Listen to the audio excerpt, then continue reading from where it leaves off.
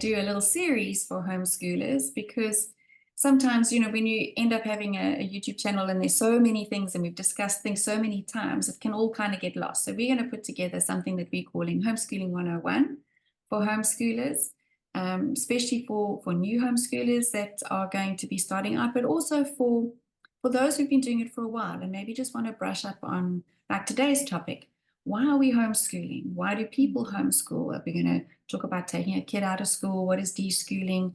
Down the line, we'll talk about registration, how to choose a curriculum, meeting everybody's needs. So I think I'm actually quite excited to chat about it.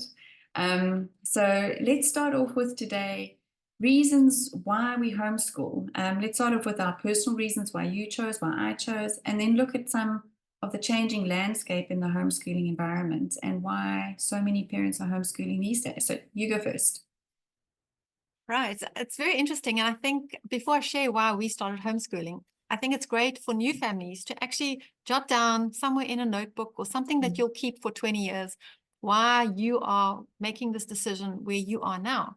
Because what I know that you and I have seen and many other homeschooling families have found is that sometimes the reasons you start are not the reasons that carry you through to the end, but they are often good reasons. So I think for many of us, being able to give our children a top quality academic education was one of the reasons. Being able to pass on our family values and our faith to our children and protect them from the negative influence of the school system and its religion, which is actually humanism, and the peer pressure. Those were other reasons.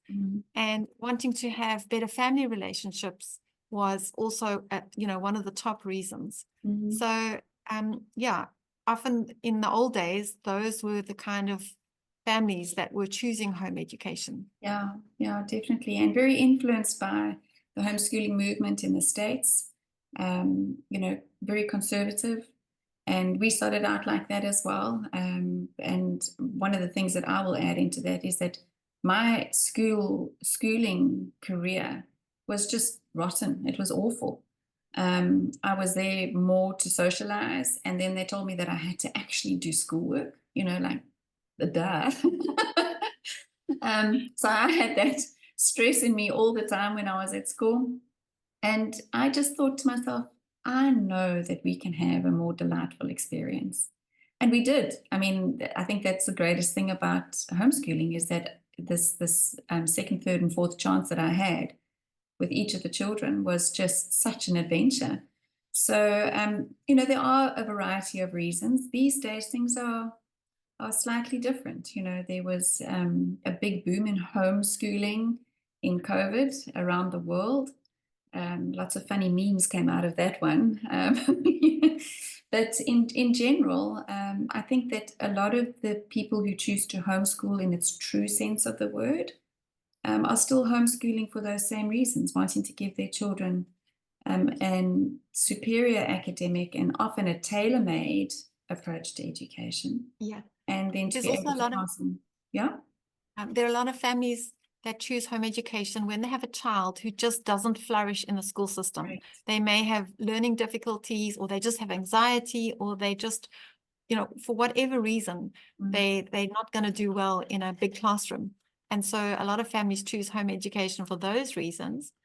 There are also some that choose it because they've got a child who wants to focus, especially in the high school years, on a sport or on music or on something that's really going to take a lot of their time, and maybe they're going to travel, or something's going to not be the norm.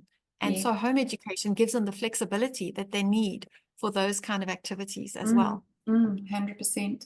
And, obviously over the years, it has looked different, and particularly now that there is such a awareness of things like autism and dyslexia and apraxia, those sorts of things were just starting 30 years ago or so when we started to homeschool to come to the fore.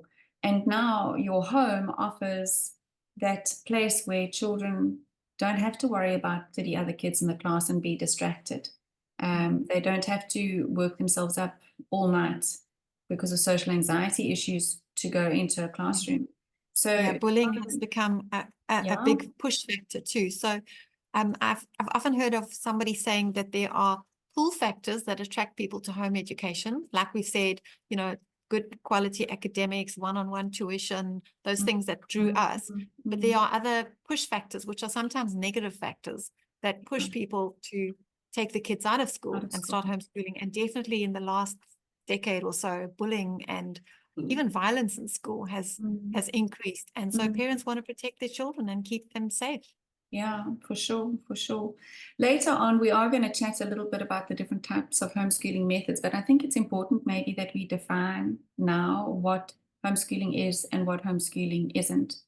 So homeschooling, according to the law, and you can correct me because you're the fundi on these things, is a child receiving instruction in their own home from their parents, a grandparent, or a tutor. So it is own home, own child, is my understanding of the legal definition. Other forms of education, distance education, online education, cottage schools, anything else there that... There are a lot of other types of education. So a common mistake is to call another home where children go and learn. People call that a homeschool. But I like to call that a cottage school because the child, like you said, isn't learning in their own home. So that falls outside of the legal definition of home education. And online schooling, apparently they're setting up a new legal framework to govern how that works. So that also falls outside of the home education. But you can use an online curriculum if the parent is still the primary person responsible for the child's learning. So yeah, it's a bit difficult to separate the two there, but home education generally, like you say, is at the child's own home, and ultimately the parent is responsible, even if they delegate that to a tutor or a grandparent or whoever teaches the child or supervises them. It's a parent, it's family education, family-based education. I like that term more, but it's not very common. Yeah, that's actually lovely. And then, if we can just circle back to something that you said at the beginning, and perhaps that's a good place for us to finish this first little chat, is that sometimes our reasons for homeschooling that we start out with morph and they change as they go along. And I think part of that is because we mature as parents and as homeschooling mothers, and who our children are starts to come to the fore. So you see, that these kids actually wouldn't have fitted into the straight line that schooling is. We had lots of squiggly lines. So I look back, my eldest is now 30, and I look back and I think to myself, I would probably homeschool all over again. And I would probably, being the idealist that I am, start out writing down exactly the same reasons for wanting to homeschool. But I absolutely concur that what we ended up with was a completely different image to what I had thought we would. And it's good. It's great. It's fine. We all learned. Anything that you would add in closing? I think that as you experience home education, you discover this wonderful lifestyle that you possibly didn't know could exist, and the flexibility that it offers, and all the other many benefits of home education, which were just sort of vague hope when you start out. And once you've experienced those things, those are the things that carry on, and help you keep going. So yeah, it's a journey. It is a journey. It is a journey.